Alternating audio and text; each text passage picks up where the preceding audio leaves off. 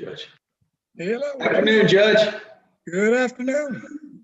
Hey, Judge, just so you know, we e-filed our version of the decree. I got it.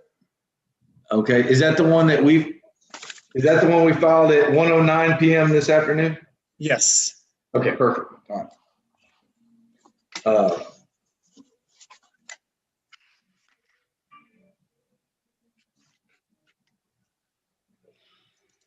And I have Mr. Coleman with me, so whenever when Miss Masoon comes on, if she comes on, and depending on which one you sign, I'll prove it up with Mr. Coleman. Okay.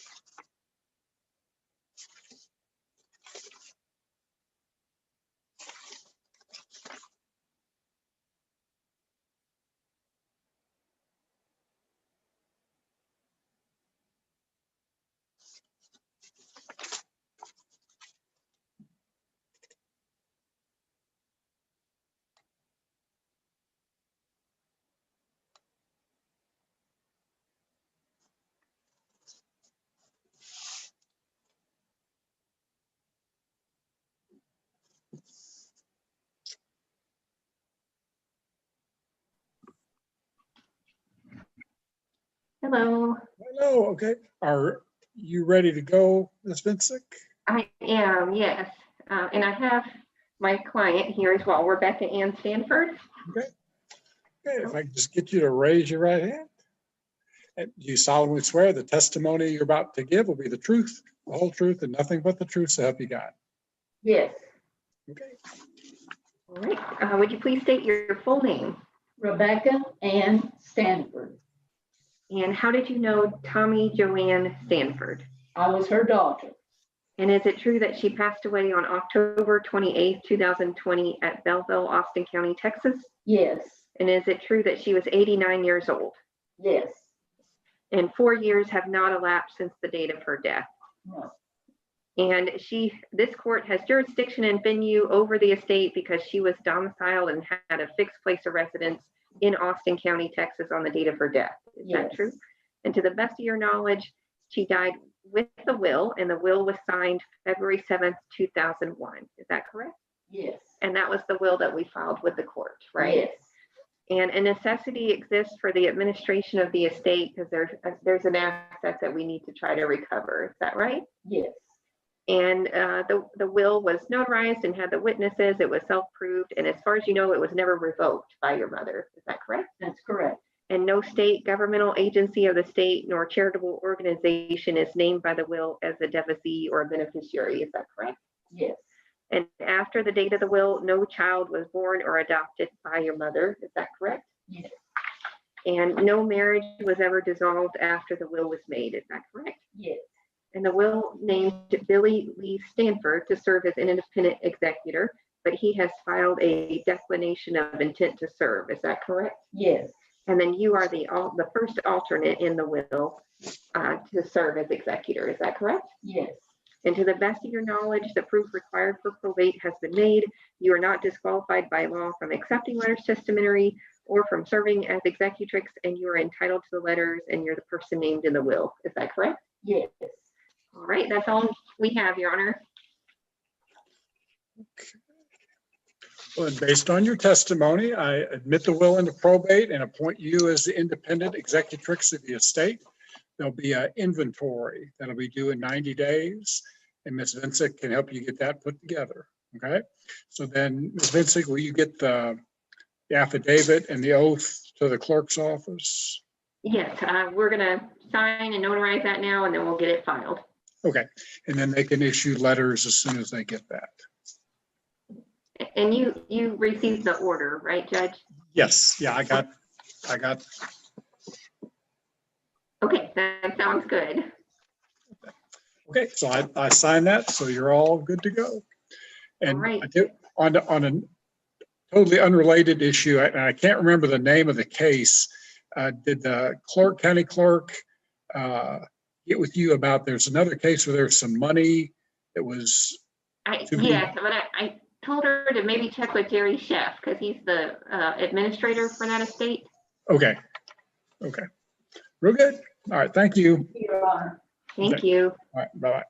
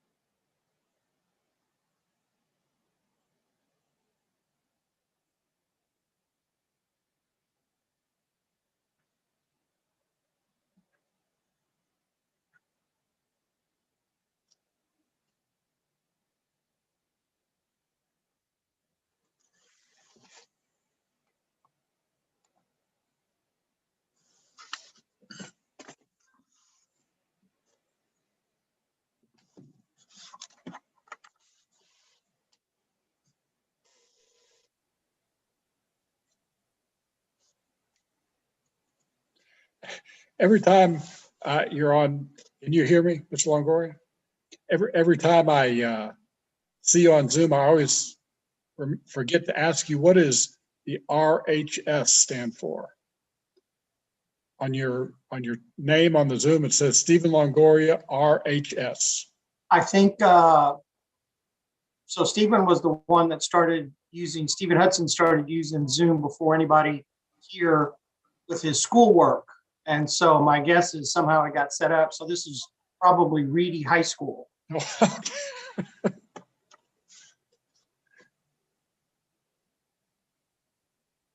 Well, that's easy to change. I even know how to change that. So. I don't know how to do that. So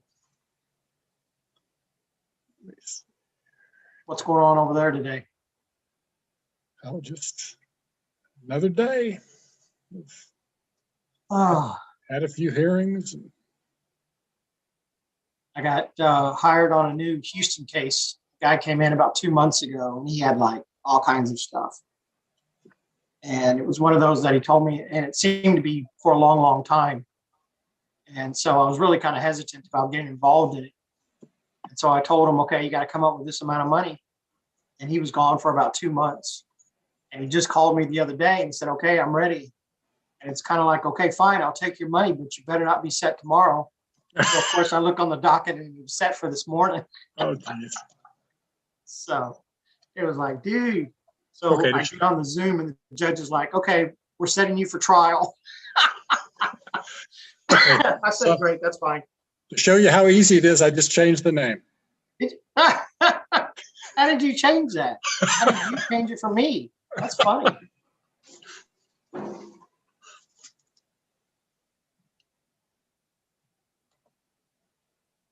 Have we seen any prisoners walking around the courthouse over there? I've not, but I've heard she's going to come up to the 3rd floor. Oop, now she's in here.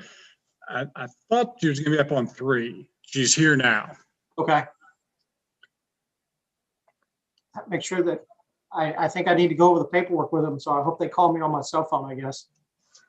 Jimmy, I'm taking a 3. Jimmy. I think you're going to be up in the little courtroom. They're supposed to have something set up there. Okay. So Ben is familiar with it. So I would go up to 3 and see if Ben's there. All right. So I just rechanged your name. So updated it. All right. Thank you. All right. I'll see you in a minute.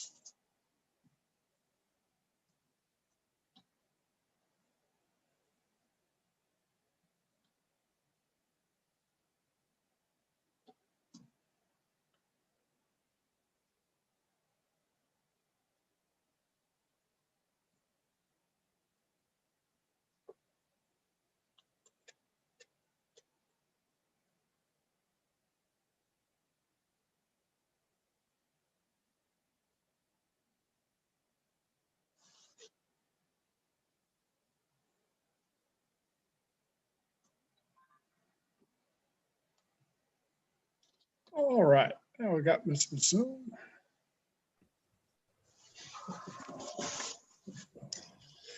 Okay. How many issues do we have? First, just about the decree, proposed decree. Judge, on the decree that Ms. Massoum sent to me, if you'll turn to page 9 of our decree, the one that I e-file, it's also her page 9 in here. The only thing, Judge, that we changed from hers to ours is on the number 3 Thursdays. They have, if child is not enrolled in school, Kit Coleman shall have possession on Thursday of each week during school term, beginning at 3:30 and ending at 8 a.m. on Friday. We took that out and just left it as the beginning at the time the child's school is regularly dismissed and ending at the time the child's school resumes on Friday. That's the standard language from the code. We didn't want to have any confusion between the parties because Miss Coleman, soon to be Miss Masson, wants it to be where he drops the kid off at 8 a.m. Friday morning on Fridays, even when he has the weekend possession. And we just, No, and that's not true because the reason she finally signed it and the way I got her to do it, John, was his possession would begin Friday at 8 a.m. on the 1st, 3rd, and 5th. So there's no gap. So on the 2nd and 4th Fridays, she gets him back on 8 a.m. Friday because the child's not in school right now. So I knew there would be issues if we don't set a time in there. So that's why we put 8 a.m. on Friday. And instead of, making it so that there's a gap, his possession would resume on 1st, 3rd, and 5th at 8 a.m. also. And Your Honor, I also filed a decree about 5 minutes ago. and Judge, my client understands that it goes off the school timeframes and the school calendar that this of the area in which she's living in. So that's why we left it with the standard language of it begins when the kid's dismissed and resumes on Friday morning, the following Friday. So I think that's the easiest way to do it, where even later on there is no confusion as well. Also, in the paragraph above that, where it talks about Monday holidays, all we did was add that the period of possession shall end when school resumes after the holiday. And then during the summer months when school is not in session, the weekend period of possession shall end at 8 a.m. on Tuesday following a holiday if there is one. So. Is that on page 9 also? Yes, Judge. So all we added to that paragraph that's different than what she had was about how the period of possession during the school term, if there's a holiday on Monday, that it'll end when school resumes on Tuesday or following the holiday. Well, I guess I'll ask Ms. Bassoon first. Is there a objection to that language? No, Your Honor. I Okay. guess that one's fine. And then, John, I don't know if you did anything with the language with the debt. Wait a second. Sue rejected Ms. Bassoon's decree because she thought it was the same thing. So if she wants to resubmit it, then she'll bring it into you.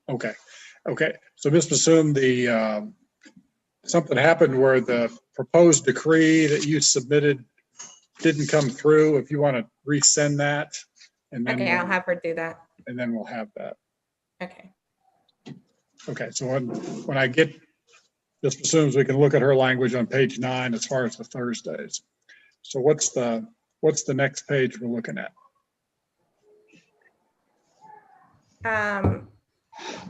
Is that all, John? The one I gave you also, I added the debt language, kind of giving everybody each keep their own debt after since the filing of divorce. I don't see that in yours.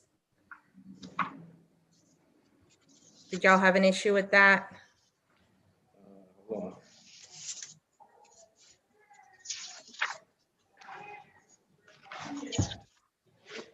I'll find the page here in a second.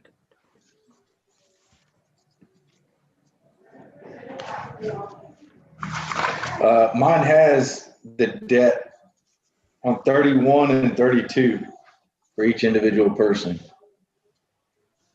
So I added that all all debts, charges, liabilities, that kind of catch-all language. I'm on page 31 where, what am I looking for on page 31? On page 31 of Mr. Anderson's, I added a P3 that had all debts, charges, liabilities. It's that catch-all language, Your Honor, that says, incurred solely by Natalie Celeste Coleman from and after filing of this matter, unless express provision is made in the decree to the contrary. And then I added that for Mr. Coleman also as an R2 on at the top of page 32. I mean,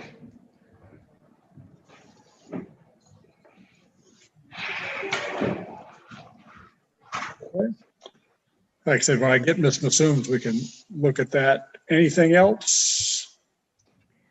No. I also had, and this was my client just making sure it's not technically in the MSA, and I think that catch-all language does cover that. But under where it confirms Mr. Coleman's separate property, we also added a line that says any improvements, including new buildings, shall be confirmed as Kit William Coleman's separate property and liability. She just didn't know what was happening with the land and the house he's building on it, et cetera, and wanted to make sure she didn't get, I explained to her what confirmation of separate property is, but once you get my decree, which is being refiled right now, it's on page 34. and Judge, I just don't think that that's language that necessarily helps or hurts any.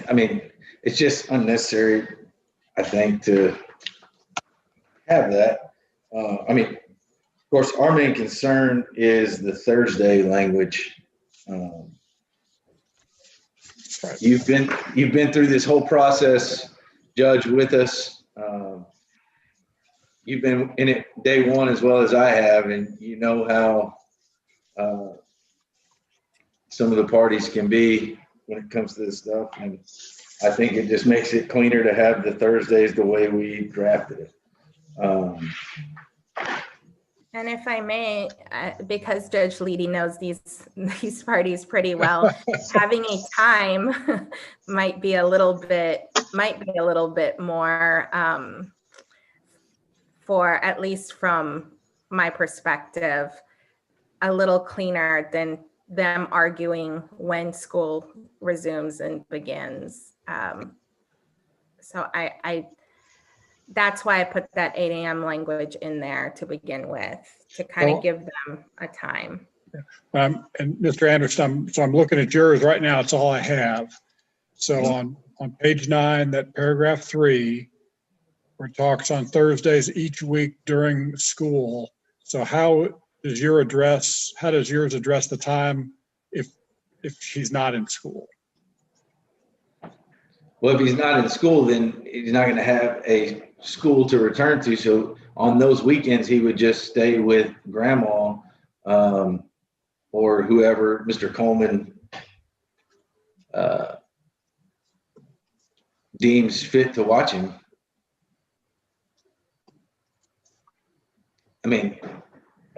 It's also the standard language that is, used by the code. The 8 a.m. on Friday seems to imply that it ends at 8 a.m. on Friday, and then he doesn't,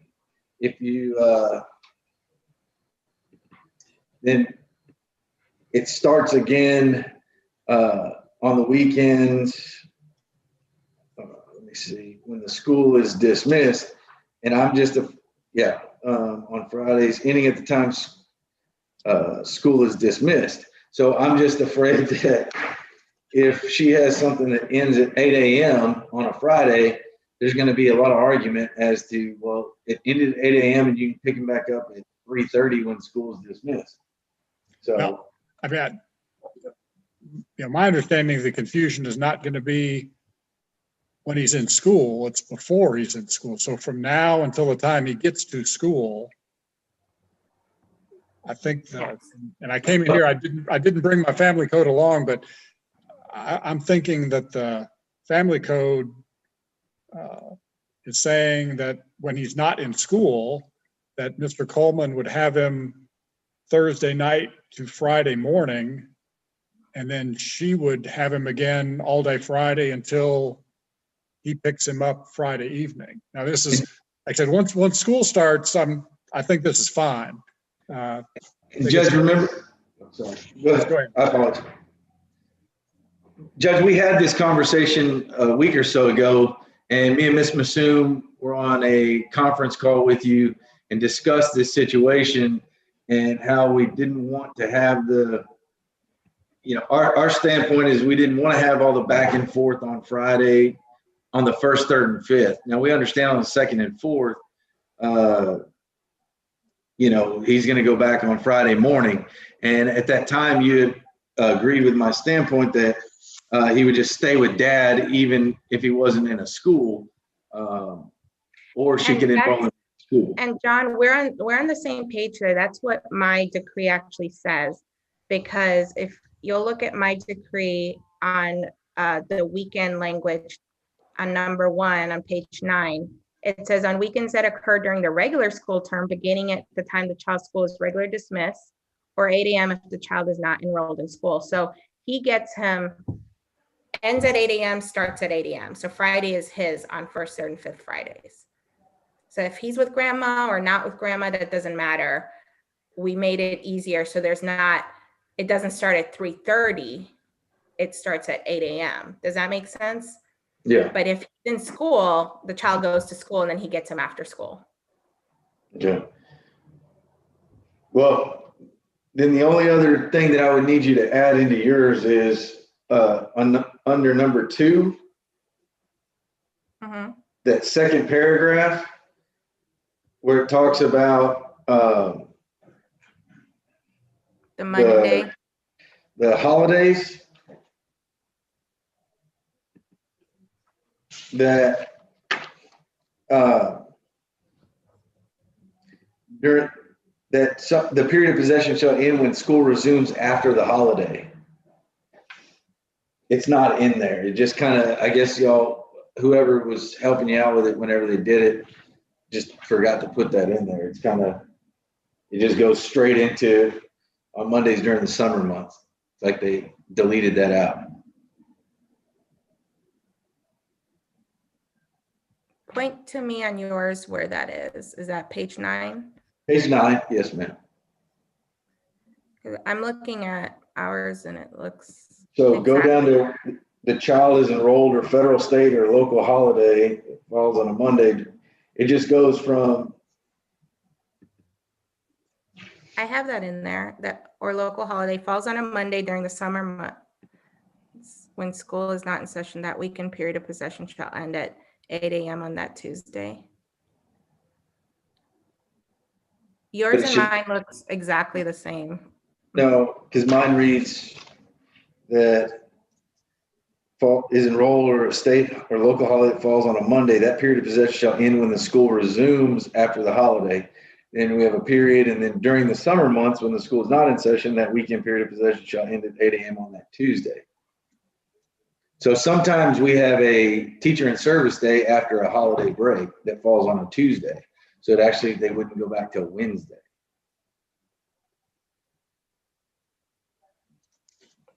So you're saying we just need to add in-service day? Well, we just need to add that when, like if it's during the school term, that they go back after the holiday is over, because there's times that we'll have an actual state or local holiday, and then we'll have an in-service day that follows that. And so technically they wouldn't go back till Wednesday, not Tuesday at 8 a.m. Okay, so I see the line now. Okay. Okay, I can add that. That's not a problem. Okay, thank you. Okay, Okay, and now I've got Ms. Massoum's now. So. awesome. Well, are you going to add it and then resend it, or? because the one they have is gonna not have that in it. Yeah, I'll have to edit this. Let my client know that we're adding that line, and I think Unless she'll be the court would like to add it in on, and that's fine too. That actually just- might be Yeah, cleaner. I just assume let's get it done right now. Yeah, Okay. that's fine. Okay, so if I'm turned to page 9.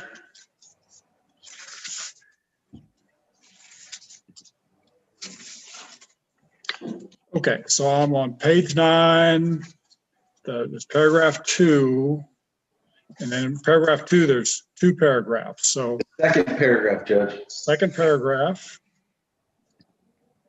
Okay, so what's We would just like to have something in there that says that the child will, the period of possession will end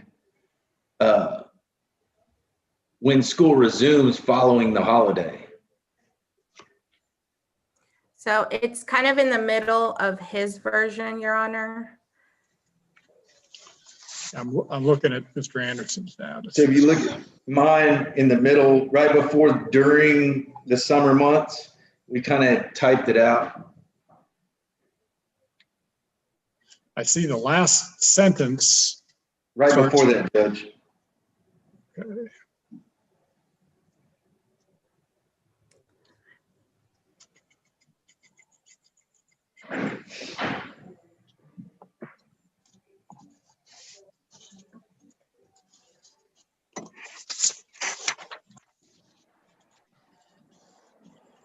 Say what?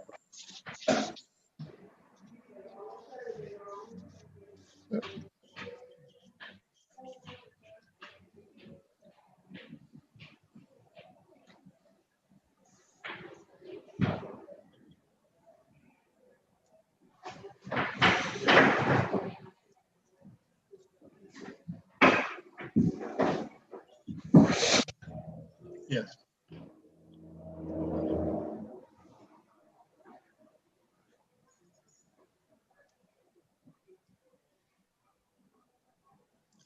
Okay.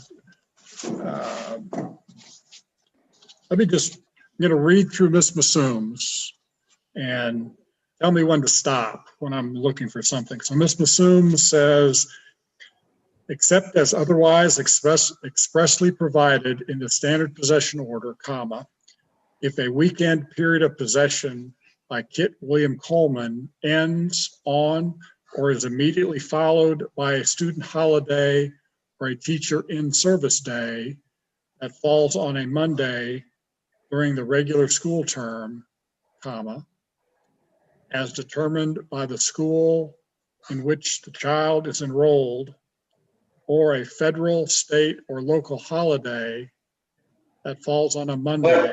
Stop, Judge, right there. Yeah. Where do I start? Right where it says holiday that, Right? can you just put in there that period of possession ends when school resumes after the holiday?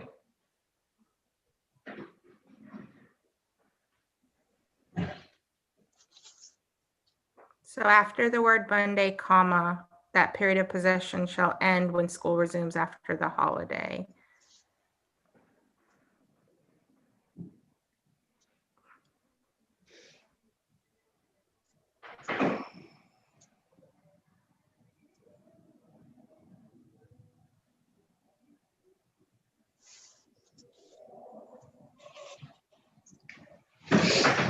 So the 1, 2, 3, 4, fifth line down starts, the child is enrolled or a federal, state, or local holiday that falls on a Monday. And I'm going to add, comma, that period of possession ends when school resumes after the holiday. Yes, Judge. Okay, and now where do I pick up with during the summer months? Just capitalize that D, that's all. And then I think we're good. Yeah. He starts a new sentence. Mine was just the same sentence. Okay.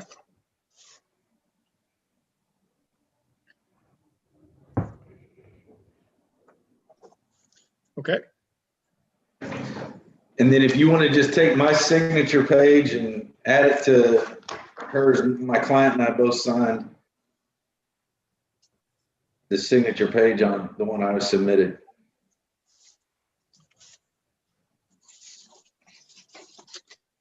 okay. And, okay, that takes care of that. How about the, well, is there any problem then with the language on page 31, 32, about the P3 and R2? No, Judge, Yeah, Lee, we're okay with that. And 34 is okay about confirming that separate debt? Yeah, no, that's fine. Great. Okay, well then I'll take Mr. Anderson's signature page, Okay. add that to the last page, Ms. Bassoon's decree. And, I'm looking at the docket sheet. I don't think we've actually ever proved up the divorce. I have Mr. Coleman here to do just that, Judge. Okay. All right, so Mr. Coleman, I'll get you to raise your right hand. You solemnly swear the testimony you're about to give is the truth, the whole truth, and nothing but the truth, so help you God. Yes. Okay, you may proceed. Can you state your name for the record, please? Kit William Coleman. Okay, and you were married to Natalie Celeste Coleman, is that correct? Yes.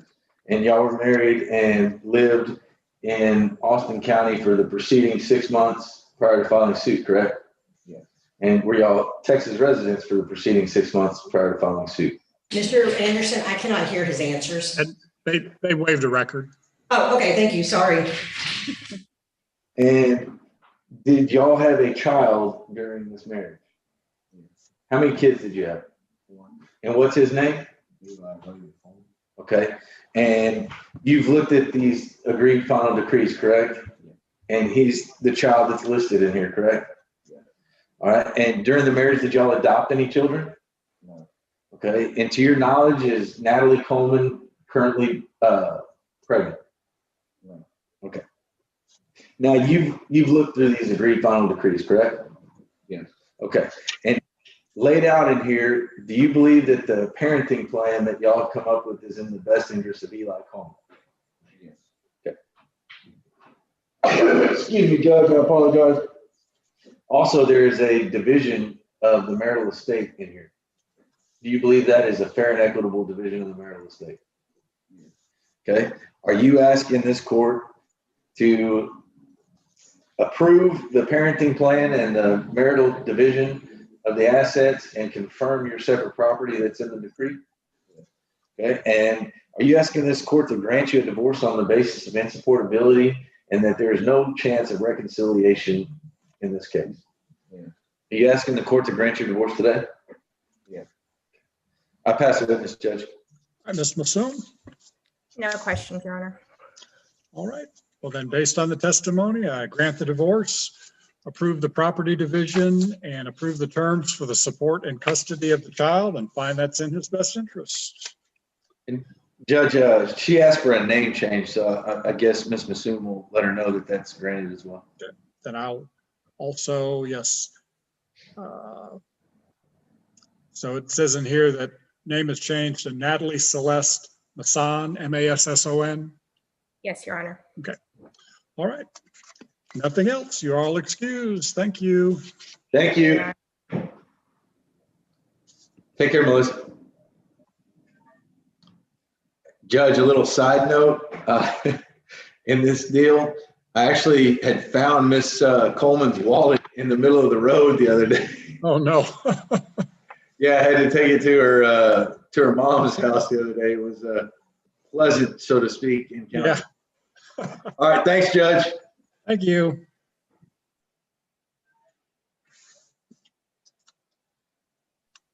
Judge, Yes. currently, Stephen and the defendant are in the breakout room. Okay. And so do I need to be in here for any of that? No, it's a criminal plea. Okay, I'm going to go ahead and go back to the desk. I'm just going to leave my stuff up right now. Sounds good.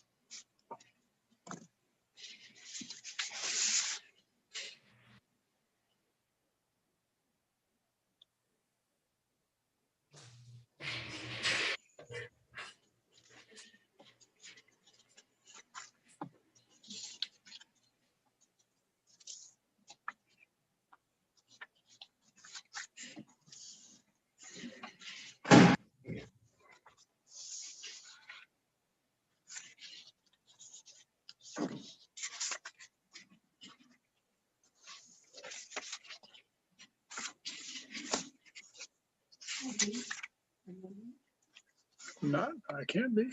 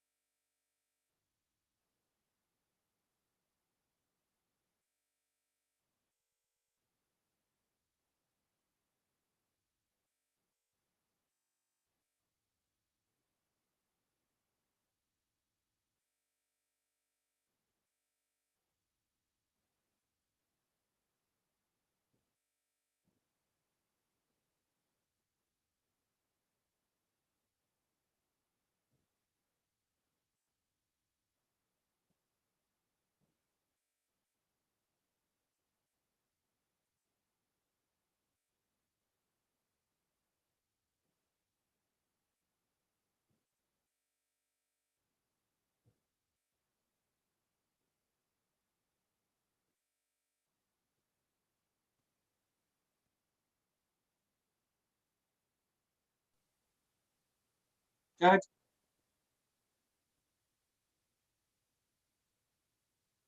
you're muted.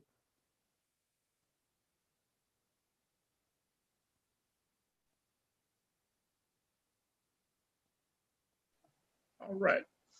So I think she's on her way downstairs to get sworn. I think I'm supposed to go to Judge Steinhauser's Zoom and do a felony real quick, and then I'll be back with yours.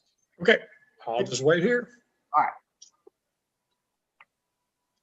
Do you know, can you do 2 Zoom meetings at one time? Or should I get out of here? Karina is shaking her head no. Oh, I don't know about him. Oh. Okay, Karina's shaking her head that I can't, so I don't know about you. Okay, well, I'm just gonna leave and I'll come back. I've heard you were by, so you can probably do it. Want to take this too. So it's like,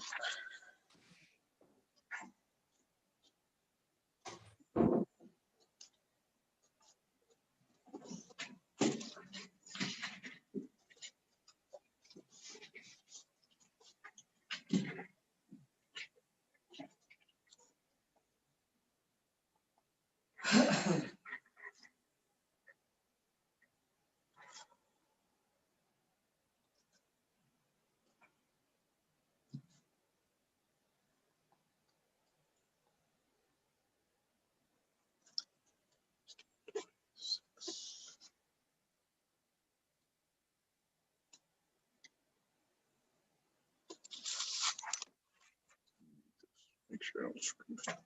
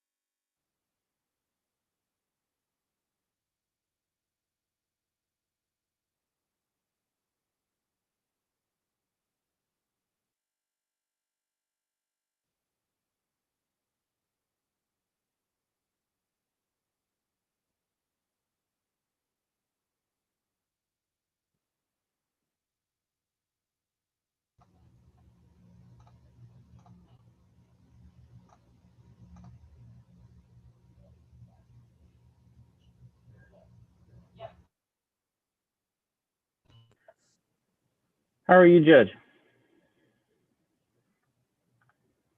We're still waiting on the Stephen to finish up with Stephen, or with Judge Steinhauser.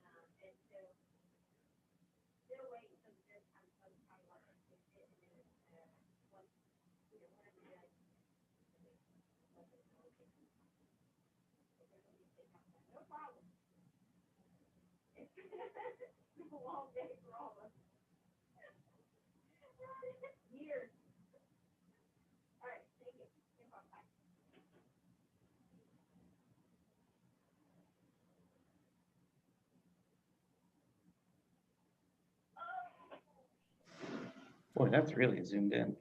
All right, Judge, I have the defendant in the other room. I'm going to bring her in if you're ready for us. And I'm sorry, Judge, you're muted. Mr. Longoria is back, so, and I'm ready. All right, I'm going to go step into my office.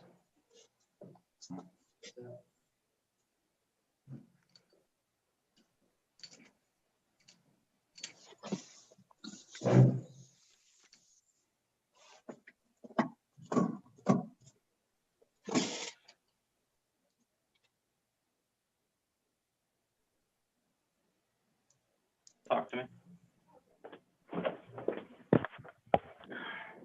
All right.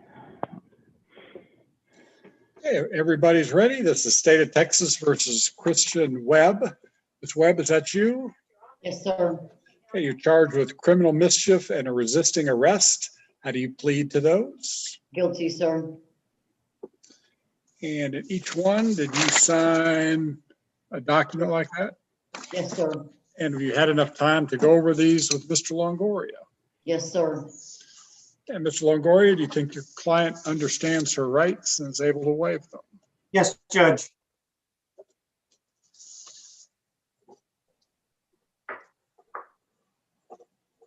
All right, I'll approve the waivers in each case. What's the recommendation?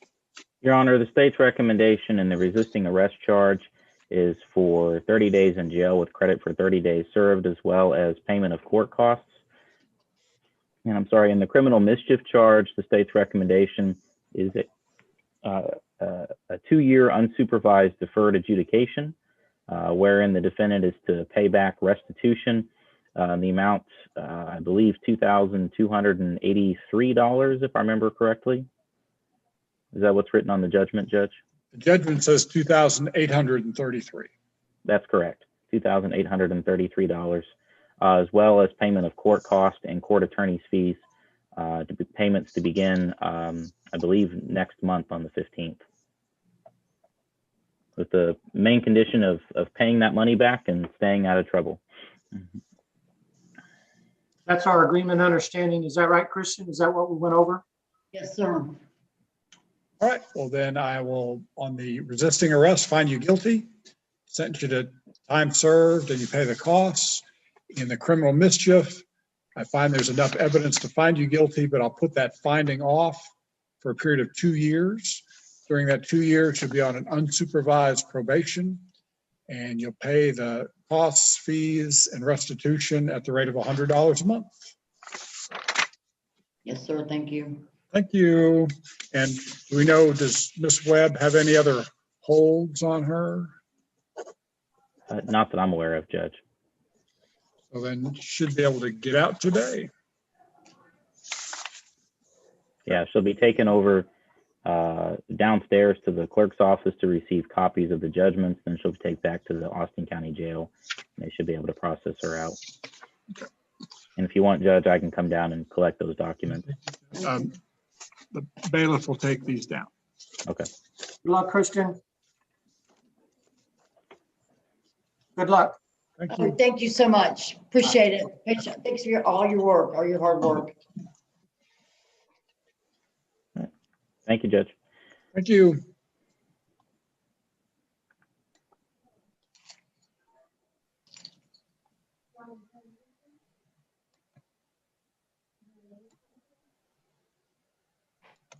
What else is going on in Frisco?